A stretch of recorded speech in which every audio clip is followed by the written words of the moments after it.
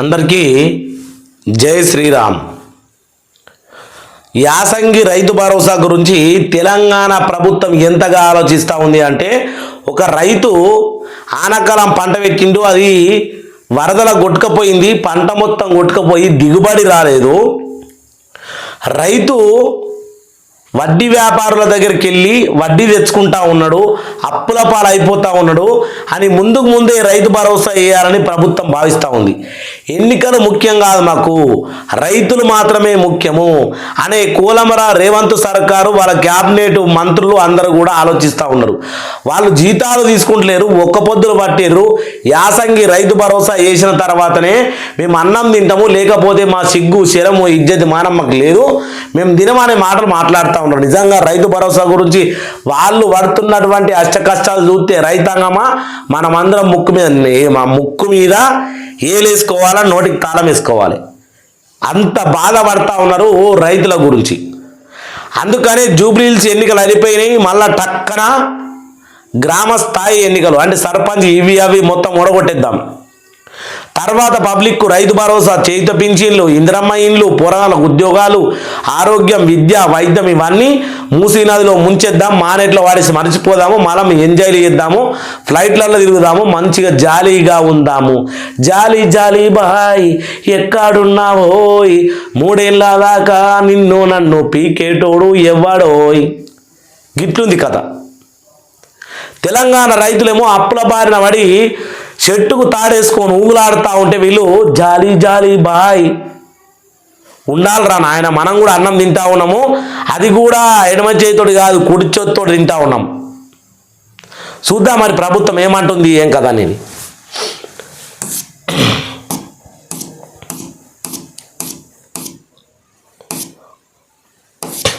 ఇగో ఇది మన గురించి వీళ్ళెంత గాబరా పడుతున్నారు అనే ముచ్చట కాదు, ఇది మనమే గాబరా పడుతున్న ముచ్చట. పెట్టుబడి ఖర్చుల కోసం ప్రైవేటు వడ్డీ వ్యాపారులను ఆశ్రయించకుండా రైతులకు అండగా ప్రభుత్వం రైతు భరోసా పథకం అమలు చేస్తూ ఉందట. అయితే ఎకరాకు 2 ఎకరాల 2 పంటలకు కలిపి 15,000 చొప్పున ఇస్తామని ఎన్నికల్లో ముందు కాంగ్రెస్ హామీ ఇచ్చి బడ్జెట్ సమస్య కారణంగా ఎకరానికి 12,000 తగ్గించింది. ఈ వానాకాలం సీజన్లో తొలుత ఎకరం లోపు, ఆ తర్వాత 2 ఎకరాల లోపు, 3 ఎకరాలు, 4 ఎకరాలు, 5 ఎకరాలు, ఆ పైన పరిమితి లేకుండా అంటే కనీసం 10 ఎకరాల వరకైనా స్టిల్లింగ్ విధానం ఉండాలి కదా. ఆ పైన ఆ పైన పరిమితి లేకుండా అంటే 100 ఎకరాలకు కూడా రైతు భరోసా చేసిర్రు. హైదరాబాద్ చుట్టుమెట్టు అక్కడ ఇక్కడ పెద్ద పెద్దలవి ఉంటాయి కదా, వ్యాపారవేత్తలయ్యి, అట్నే ఎమ్మెల్యేలయ్యి, ఎంపీలయ్యి, సంబంధించినటువంటి కింద స్థాయి బాసుల మండల బాసులయ్యి, వాళ్ళందరికీ పరిమితి లేకుండా రైతు భరోసా అందించింది. పెట్టుబడి సాయం అందడంతో రైతులు వానాకాలం పంటను అధికంగా విస్తరించారు, సాగు చేసిండ్రు.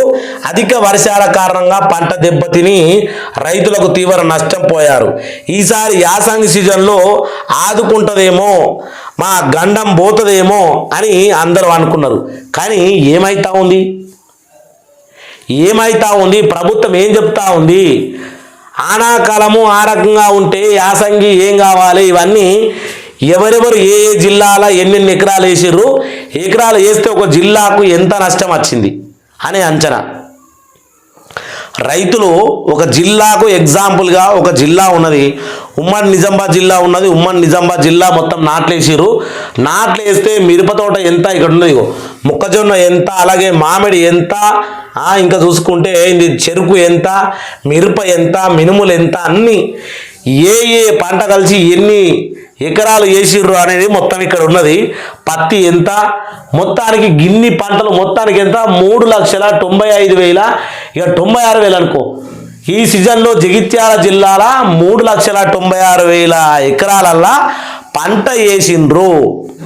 అలా ఎంతమంది అప్పుల పాలైనరు, ఎంతమందికి పంట నష్ట పరిహారం జరిగింది, ఎంతమంది వడ్డీ వ్యాపారం చేసుకొని వ్యవసాయం చేస్తూ ఉన్నారు, వాళ్ళందరికీ మరి రైతు భరోసా, పంట నష్ట పరిహారం, రుణమాఫీ అయ్యిందా లేదా ఆలోచించాలి కదా.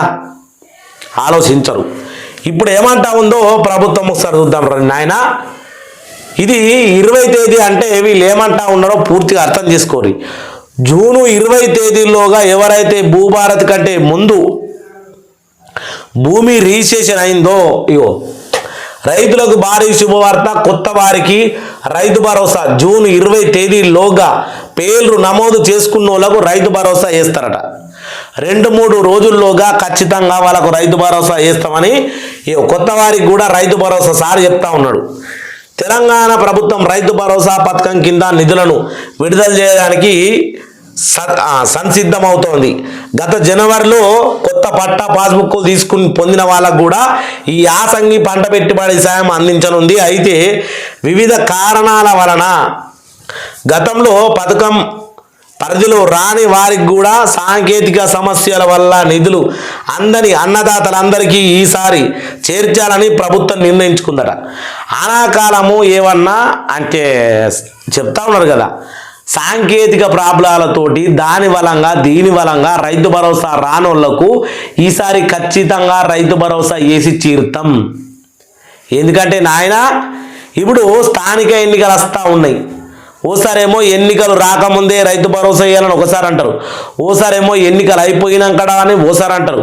ఆటోమేటిక్గా ఇప్పుడు మొత్తం మన తెలంగాణలో ఉన్న జిల్లాల్లో గ్రామాలకు మండలాల వారీగా ఊళ్ళ వారీగా ఏ ఊరికి బీసీ, ఏ ఊరు ఎస్టీ, ఏ ఊరు మహిళ, ఏ ఊరు ఎట్లా, ఏ ఊరు జనరల్ మొత్తం ఆల్రెడీ పేర్లు కూడా వచ్చేసి ఓన్లీ ఎన్నికల కోడ్ అమలు చేయడమే లేట్ ఉంది. ఇక మరి ఇట్లాంటి తరుణం రైతు భరోసా కావాలని రైతులంతా చాలా మీడియాలలో మాట్లాడుతూ ఉన్నారు. ఒకవైపు ఏం మాట్లాడుతూ ఉన్నారంటే రైతు భరోసా వేయకుండా మీరు ఎన్నికలలోకి వస్తే మాత్రం మంచిగా ఉండదు అని కూడా హెచ్చరిస్తూ ఉన్నారు. ఎందుకంటే వాళ్ళకి అంత కష్టం ఉంది, నాకు తెలుసు కదా కష్టం ఏందనేది. నేను కూడా ఒక రైతునే, నాకు కూడా కష్టం తెలుసు. కాబట్టి ప్రభుత్వము దయచేసి ఆలోచన చేసుకొని, ఎందుకంటే ఎమ్మెల్యేలు ఏ కారణాలున్నా కానీ జీతాలు తీసుకొని నిజపెడతా ఉన్నారా? నా దగ్గర జీతాల లిస్ట్ ఉన్నది. తెలంగాణ ఎమ్మెల్యేలు 2,62,000 రూపాయలు నెల తీసుకుంటా ఉన్నారు. అది ఆనాకాలం మునిగిపోయిందని, చలికాలం చలి పెడుతుందని, ఎండాకాలం ఎండిపోయిందని అవతలేరు కదా. వాళ్ళ ఖాతాలలో జీతం టకీ టకీ టకీ టకీ టకీ అని పడుతూనే ఉన్నది. మన సీఎం రేవంత్ రెడ్డి ఏమో 4,10,000 రూపాయలు జీతం తీసుకుంటా ఉన్నాడు. ఈ జీతగాళ్ళందరికీ జీతాలు అతడు బరాబరే ఉంటుంది. కానీ రైతులకు రైతు భరోసా ఇవ్వాలంటే, పంట నష్ట పరిహారం ఇవ్వాలంటే వీళ్ళకు చేతులు రావు. అది ముచ్చట అన్నట్టు. ఇక చూసుకుంటే ఈ నెల 20 తేదీన కొత్తగా అర్హులు ఎవరైతే ఉన్నారో వాళ్ళ వివరాల అధికారిక రెవెన్యూ రికార్డుల్లో నమోదు చేయాలని ప్రభుత్వ సంబంధిత అధికారులను ఆదేశించింది. దీంతో వివిధ కారణాల వల్ల పెట్టుబడి సాయం నిలిచిపోయినటువంటి వారికి కూడా ప్రయోజనం అందించేందుకు మార్గం సుగమైందట. ఇక వ్యవసాయ విస్తీర్ణ అధికారులు గ్రామాల్లో విస్తృతంగా పర్యటించి అర్హులైన రైతుల వివరాలను స్వీకరించి భూభారతి ఫోల్డర్ నుంచి సమాచారం ఆధారంగానే వారి పేర్లను నమోదు చేయనున్నారు. మొన్న 20 తారీఖు నుంచి స్టార్ట్ చేసి ఇప్పుడు భూభారతిలో ఉన్నటువంటి ఎవరైతే కొత్త పేర్లు ఉన్నాయో వాటన్నిటిని సేకరిస్తూ ఉన్నారు. ఈ సేకరణ ఎప్పటిదాకా జరుగుతుంది అంటే అసలు భూభారతి మీ దగ్గరనే ఉంది కదా. సెక్రటరీ ఏరియాలో భూభారతిలా ఏ జిల్లాలో ఎన్ని ఎకరాలు పంట విస్తీర్ణం ఉంది అని కొడితే ఆన్నే డాటా వెళ్తుంది. నేను కుసున్న తాడ పోలు ఎత్తుకుంటా మా ఊర్లో ఎన్ని ఎకరాలు భూమి విస్తీర్ణం సాగులో ఉంది అని. మీది అదే భూభారతి యాప్లా అంటే మరి నేను 3వ క్లాసు చదువు చేసేది వ్యవసాయము. నేనేమి భూభారతిలో మా గ్రామంలో ఎన్ని వందల ఎకరాలు సాగులో ఉందని చెప్పగలుగుతా ఉన్నప్పుడు మీరు సెక్రటరీ ఏరియాలో ఉండి లక్షల జీతాలు తీసుకున్నటువంటి ఉద్యోగులు, రాష్ట్రాన్ని పాలిస్తున్న సీఎం, ఎమ్మెల్యేలు మీరు చెప్పలేరా? దానికి అధికారులు సర్వే చేయాలి, అర్హులను వివరంగా తెలుసుకోవాలి, ఆ సమాచారం ఆధారంగా పేర్లను నమోదు చేయాలి. అంటే పంతులు కాదా వచ్చి లగ్గానికి అన్ని సిద్ధం చేసి ఇది వేసి అది వేసి టయానికి తాళి కడతాడు అనే విధంగా మాట్లాడుతూ ఉన్నాడు. టయానికి తాళి కట్టే వరకల్లా రైతులు పంటలు వేసేసి నాట్లు అయిపోతాయి. ఆ లేనోడు బీడి పెట్టుకుంటాడు. ఎందుకంటే వానాకాలం దిగుబడి రాలేదు కాబట్టి. ఈ రకంగా కొనసాగుతూ ఉంది. లాస్ట్ ముచ్చట ఒకసారి చూద్దాం. ఇవన్నీ అవసరం లేదు, లాస్ట్ ముచ్చట చూసి వీడియోను బంద్ చేద్దాం. ప్రజలారా ప్రభుత్వ హామీల అమలు, రైతు ఆర్థిక సారథ్యత ద్వారా వ్యవసాయ రంగాన్ని సురక్షితం చేయాలని కాంగ్రెస్ ప్రభుత్వం లక్ష్యంగా పెట్టుకుందట. ఈ పథకం ద్వారా రైతులను అప్పుల ఊబి నుంచి బయట పడేయడంతో పాటు వ్యవసాయ ఉత్పాదకను మెరుగుపరచడానికి కూడా సహాయపడుతుంది. ఇదిలా ఉండగా 2-3 రోజుల్లోనే రైతు భరోసా నిధులు ప్రభుత్వము విడుదల చేసేందుకు సన్నాహాలు చేస్తూ ఉందట. మరి ఆ తర్వాతనే రైతుల ఖాతాల్లో డబ్బులు జమ అవుతాయి అని చేరున్నారు. కొత్త రికార్డుల్లో పేర్లు నమోదైనటువంటి రైతులకు ఈ నెల ఆఖరులోగా రైతు భరోసా నిధులు జమ అయ్యే అవకాశాలు ఉన్నాయి. రైతు భరోసా పథకానికి కింద తెలంగాణ ప్రభుత్వం ఎకరానికి 12,000 అందిస్తూ ఉండగా దీనిని ఎకరానికి 6,000 చొప్పున 2 విడతల్లో వేస్తూ ఉన్నారు. ఇప్పుడు మనకు ఎకరానికి 6,000 చొప్పున ఎకరం 2 ఎకరాల వారికి 2 చూసిండు కదా. ఇక 2-3 రోజుల్లో మనకు ఖాతాలల్లో డబ్బులు జమ కాబోతా ఉన్నాయి. ఒక్కోళ్ళ ముందుగా చూసిన దాంట్లోనేమో వీళ్ళు భూభారతిలో నుంచి మేము పేర్లు డాటా తీసుకుంటా ఉన్నాం, ఆ డాటా ఆధారంగానే రైతు భరోసా వేయాలి. డాటా ఇప్పటికిప్పుడు అయిపోయిందా? రైతు భరోసా ఆల్రెడీ 2-3 రోజులు వేస్తాం అంటే మాయా లేదు, మంత్రం లేదు, గారడి మాత్రం జరుగుతూనే ఉన్నది. తెలంగాణ రైతాంగమా, ఈ వీడియో చూసిన ప్రతి ఒక్కళ్ళు మీరు ఏ రకంగా అనుకుంటా ఉన్నారు? రైతు భరోసా వేయక ముందే వీళ్ళు స్థానిక ఎన్నికల్లోకి వస్తే కనుక ఏం జరుగుతుంది అనేది స్పష్టంగా మీరు కింద కామెంట్ చేసి మీ అభిప్రాయాన్ని కింద గట్టిగా కామెంట్ రాయాలని కోరుకుంటా ఉన్నా. ఈ వీడియోను ప్రతి గ్రూప్లో షేర్ చేయాలి అని కోరుకుంటూ అందరికీ జై శ్రీరామ్, జై జై శ్రీరామ్.